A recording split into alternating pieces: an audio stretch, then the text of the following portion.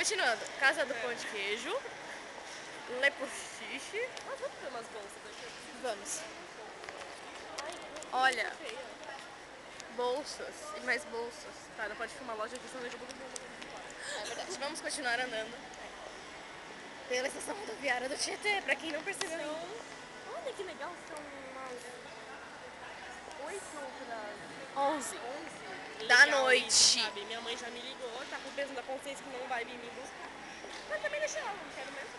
Agora que a gente já se ferrou legal, então bem... Agora ela quer vir me buscar, vai. Sanitários masculinos, não me interessa. Não, tá vendo? Quê? É, mas eu não vou entrar no sanitário masculino, Dri. Ah, que é só masculino? Tá bom, vamos procurar de mim.